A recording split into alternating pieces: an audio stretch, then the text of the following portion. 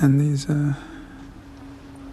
pieces of footage are some kind of documentary type sort of footage that we picked up by just going around Dorchester and trying to, John Tolsch picked up that shot with the smoke going up. It's my favorite ones in the neighborhood.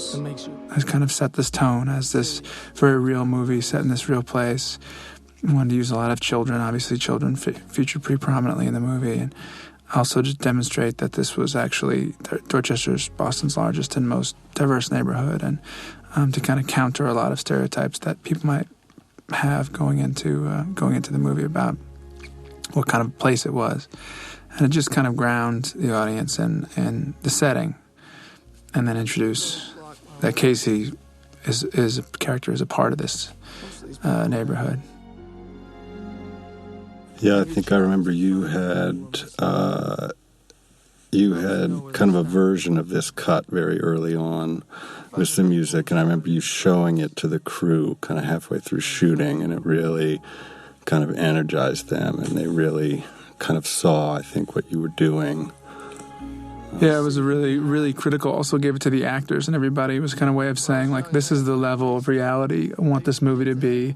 Not elevated in any way, not imposing any kind of, color palette or look or anything, any artifice on top of it. And I wanted to kind of center everybody around this. It was, like you said, it was kind of a montage, a slightly longer version of this.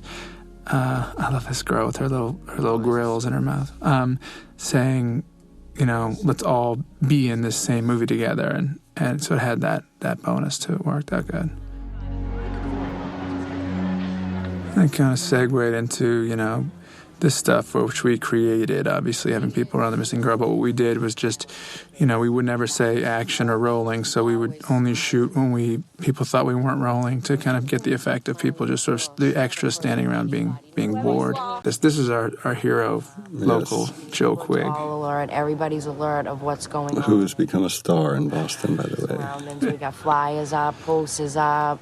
We have all that stuff up, so everybody's paradigm of authenticity, and I just think she's brilliant. That was never even written or anything. She was just so great. That was the day she rapped, and I thought she was so magnificent and wonderful and spectacular, and everyone had fallen in love with her that I pulled her aside and just grabbed a camera and just said that we're going to shoot some news footage of you, and started saying lines to her, and those lines about, having a rally and a vigil, and I think she misheard me say vigil, and so she had visual back, and which is why we got that kind of lucky accident. And so, yeah, that worked out. Something that I actually saw a news reporter wearing shorts. It never quite worked. I didn't quite get the shot right, because I think, for one thing, the news reporter that I saw had really heavy pancake makeup on, and on the real day that we shot it, they forgot to call in the guy, so I had to shave a different extra and get him over there, and he doesn't have that kind of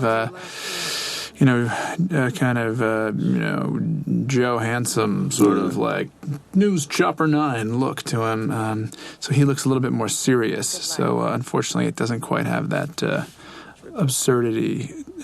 of absurdity to it. It just seems a little weird, but it's okay.